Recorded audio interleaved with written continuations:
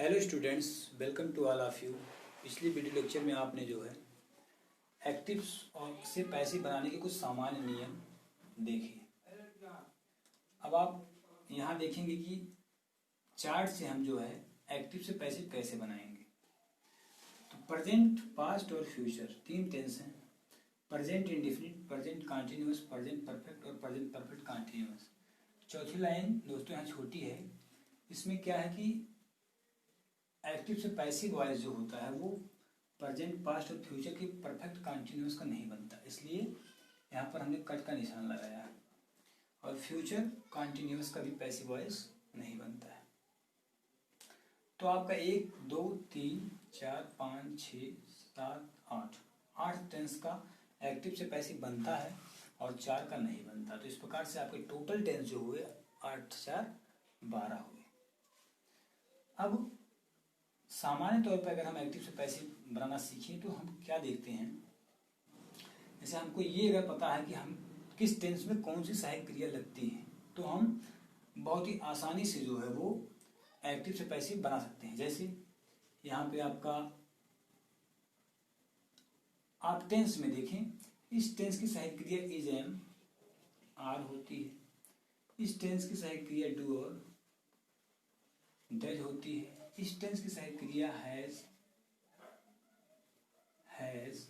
और हैव होती है।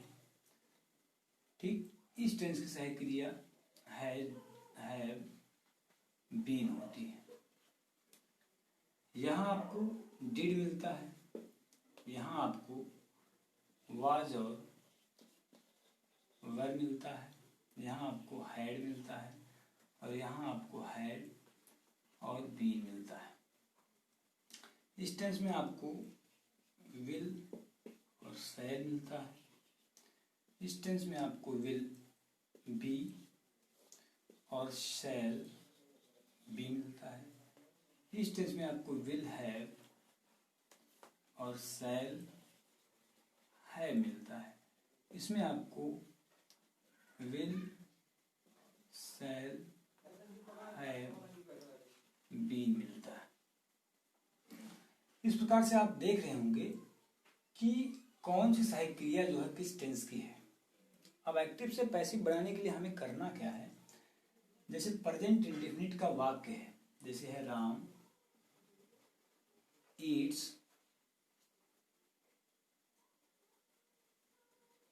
Yeats mango. ये प्रेजेंट इंडेफिनिट का वाक्य क्यों है? क्योंकि कर्ता के बाद मुख्य क्रिया में, एक वचन कर्ता के साथ मुख्य क्रिया में ऐसे जुड़ा, इसलिए हम इसको पहचाने प्रेजेंट इंडेफिनिट का वाक्य है।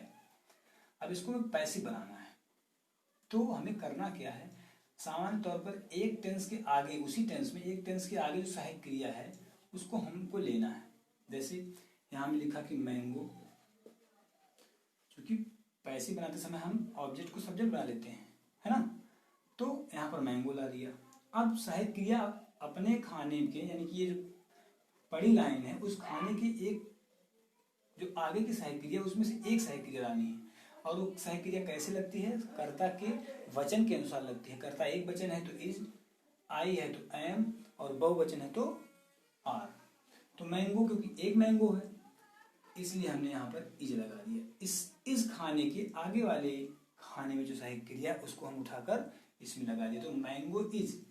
अब मुख्य क्रिया का थर्ड फॉर्म हमेशा लगता है, मैंगो इज ईटेन, उसके बाद बाय लगाए, उसके बाद राम लगा दिया, आपका जो है पैसिव बन गया। अब इसे मान लीजिए इसका इसी वाक्य का टेंस हो, जैसे हो राम इज ईटिंग मैंगो। अब आपको इज पहले से ही मिला है तो आप क्या करेंगे, यहाँ पर लिखेंगे मैंगो इज, जहां पर is, am, are, was, were पहले से ही मिले हुए हों वहां पर आप उस सहायक क्रिया के साथ बीइंग का प्रयोग करते हैं। तो मैंगो इज बीइंग, ईटिंग का थर्ड फॉर्म क्या हुआ, ईटेन, तो बाय राम। जैसे यहाँ पर आपका इस टेंस का वाक्य क्या है, हैज और हैव। तो आ गया आपका sentence, Ram has eaten mango. तो हैज और हैव के आगे वाले में क्या, हैज, हैव, बीन है। तो आप लिखिए कि मैंगो एक वचन है इसलिए हैज बीन। इस सहायक क्रिया में आपने यहां से उठाया बीन, हैज या है बीन, तो mango has been eaten by Ram. सामान्य तौर पर आपको करना क्या है, अगर पहले से ही उस मुख्य क्रिया में हैज और हैव और हैड दिया हो तो पैसिव बनाते समय उसमें हैज या हैव या हैड के साथ बीन जोड़ देंगे। ठीक, अगर पहले से ही आपको इज एम आर या वाज और वेयर दिया हो तो उसमें आप उसमें क्या जोड़ देंगे, बीइंग जोड़ देंगे। जैसे इसमें मैंने किया है मैंगो इज बीइंग। पहले से ही आपको विल और शैल मिला हुआ हो तो उसमें आप बी जोड़ देंगे, विल बी या शैल बी। ठीक, तो आप विल या शैल बी जोड़ देंगे, ये चीज हो गया, यानी कि इसकी खाने आगे का सहायक क्रिया को ले लेंगे। अब पहले से ही आपको विल बी और शैल बी मिला हुआ, क्योंकि इस टेंस का बनता ही नहीं तो कोई मतलब ही नहीं है। पहले से आपको विल हैव और शैल हैव मिला हुआ हो तो आप उसमें क्या जोड़ देंगे, बी जोड़ देंगे। यानी कि has have had will have shall have मिला हुआ हो तो पैसिव बनाते हैं बीन जोड़ देंगे। पहले से is am are was were मिला है तो आप उसमें बीन जोड़ देंगे। पहले से विल और शैल मिला हुआ हो तो आप उसमें बी जोड़ देंगे। ये चीज आपको याद रखनी है। बचा दो टेंस, डू और डज और डिड। डू डज और डिड, तो आपको करना क्या है, आपको ये डू और डज याद कर लेना है। डू डज जब आप याद कर लेंगे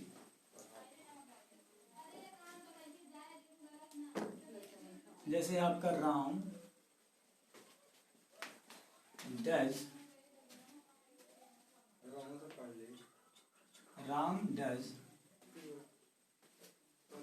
नॉट ईट मैंगो।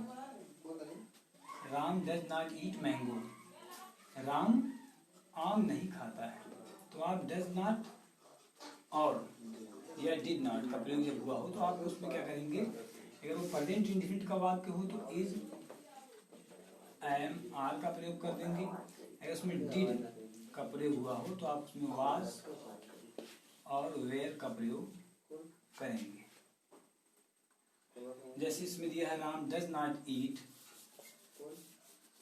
मैंगो, तो आप यहाँ पे लिखेंगे मैंगो, एक मैंगो है इसलिए आप यहाँ पर ईट, मैंगो इज नॉट, अब इस मुख्य क्रिया के थर्ड फॉर्म का प्रयोग करेंगे eaten. Mango is not eaten, इसके बाद लिखेंगे बाय राम। इस प्रकार से आप जो है देखें कि Ram does not eat mango, तो इसमें आपको पहले से कोई सहायक क्रिया जो मैंने पहले बताई थी कि is am are was were या हैज हैव इत्यादि जो क्रियाएं थी वो पहले से नहीं मिली हुई हैं, तो आपको डज और डिड, डज डू और डिड मिला हुआ है तो वहां पर आप क्या करेंगे, अगर डज और डू मिला हुआ है तो वहां पर इज एम आर में से एक लगाएंगे, और अगर आपको ऑलरेडी डिड मिला हुआ है तो वहां पर आप पैसिव में वाज और वेयर का प्रयोग करेंगे। इस प्रकार आप बहुत आसानी से जो है एक्टिव से पैसिव बना सकते हैं। जैसे जनरली तौर पे मैं कुछ एग्जांपल आपके लिए देता हूं। जैसे आ गया, मान लीजिए राम हैज कंप्लीटेड वर्क, तो आपने सामान्य तौर पे यहाँ क्या लिखा कि हैज मिला हुआ है। अब हैज मिला हुआ है, मैंने बताया था आपको, हैज मिला हुआ हो, हैव मिला हुआ हो, हैड मिला हुआ हो, विल हैव मिला हुआ हो, शैल हैव मिला हुआ हो, तो आप उसमें क्या जोड़ देते हैं बच्चों, बी। और सामान्य तौर पर मैंने आपको बताया था कि सब्जेक्ट को ऑब्जेक्ट और ऑब्जेक्ट को सब्जेक्ट, तो ऑब्जेक्ट क्या बच्चों, वर्क, तो हमने यहाँ पर वर्क को सब्जेक्ट बना दिया। अब क्योंकि एक वचन है इसलिए हैज, अब इसमें क्या जोड़ देंगे हम, बीन, वर्क हैज बीन हो गया। अब मुख्य क्रिया का थर्ड फॉर्म ऑलरेडी आपको मिला ही हुआ है तो आपने दिया कंप्लीटेड। उसके बाद आप क्या करते हैं, बाय का प्रयोग करते हैं। बाय के बाद आप सब्जेक्ट को क्या बना देते हैं, यहाँ पर ऑब्जेक्ट बना देते हैं। इस प्रकार से आप देख रहे हैं कि हैज, हैव, हैड और विल हैव और शैल हैव आया हुआ, तो उसमें हम सिर्फ एक चीज बढ़ा देते हैं, बीन। और क्या करते हैं हम, ऑब्जेक्ट को सब्जेक्ट, सब्जेक्ट को ऑब्जेक्ट, मुख्य क्रिया का थर्ड फॉर्म का प्रयोग और उसमें बाई का प्रयोग कर देते हैं। दूसरा एग्जाम्पल, जैसे हमने देखा राम वाज प्लेइंग फुटबॉल। तो यहाँ पर आपको मैंने क्या बताया था, अगर वाज, इज, एम, आर या वाज और वेयर मिला हुआ हो तो उसको बनाते समय हम क्या लिख देते हैं, बीइंग। उसमें क्या जोड़ देते हैं, बीइंग। तो बच्चों यहाँ पर आप ले आइए फुटबॉल, इधर ले आइए, फुटबॉल इधर आ गया, क्योंकि एक वचन है इसलिए इज, एम, आर में से एक वाज और वेयर है, तो वाज और वेयर में से एक लगा दीजिए आप, तो वाज ही लगेगा। तो हो गया फुटबॉल वाज, इसमें क्या जोड़ देंगे हम, बीइंग। फुटबॉल वाज बीइंग, मुख्य क्रिया प्लेइंग है, तो इसका थर्ड फॉर्म क्या हो जाएगा, प्लेड, प्लेड बाय राम। हम इस सब्जेक्ट को ऑब्जेक्ट बना देंगे और उससे पहले क्या लगा देंगे, बाय लगा देंगे। इस प्रकार से आप समझ पा रहे होंगे जो है कि एक्टिव से जो है वो पैसिव कैसे बनाएं। अब हम आपके सामने कुछ और भी कुछ उदाहरण रखते हैं, जैसे प्रश्नवाचक वाक्य हो या निगेटिव वाक्य हो। जैसे हम लिखते कि Ram was not eating food। दूसरा एग्जाम्पल हमने ले लिया कि he is not playing hockey। अब आप क्या करेंगे, ऑब्जेक्ट को क्या करेंगे, सब्जेक्ट बना देंगे, फूड, क्योंकि पास्ट कंटिन्यूअस है, वाज के साथ क्या जोड़ेंगे, बीइंग जोड़ेंगे। Food was being, food was, जब आपको वाज के साथ नॉट भी मिल जाए तो उसमें आप क्या करेंगे, जब डबल या ट्रिपल सहायक क्रिया मिल जाए तो आप नॉट को बीच में रख देते हैं। तो food was not being eating का थर्ड फॉर्म क्या होगा, ईटिंग बाय राम।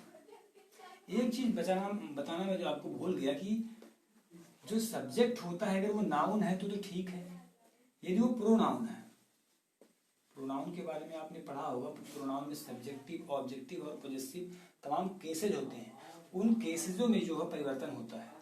जैसे अगर सब्जेक्ट रूप में ही आया है तो ऑब्जेक्ट के रूप में हिम आता है, सब्जेक्ट रूप में आई आया है तो ऑब्जेक्ट रूप में मी आता है, सब्जेक्ट रूप में सी आया है तो ऑब्जेक्ट के रूप में हर आता है। अगर सब्जेक्ट रूप में जो है आपका वी आया है तो ऑब्जेक्ट के रूप में अस आता है। अगर सब्जेक्ट रूप में यू आया है तो ऑब्जेक्ट के रूप में भी यू ही आता है। यू का सब्जेक्टिव और ऑब्जेक्टिव के दोनों एक ही होता है। जैसे एग्जाम्पल में हम देखते हैं कि यहाँ पर दिया है कि he is not playing hockey, तो हॉकी तो नाउन है तो हॉकी को मैंने ऐसे लिख दिया हॉकी, ऑब्जेक्ट को सब्जेक्ट बना दिया।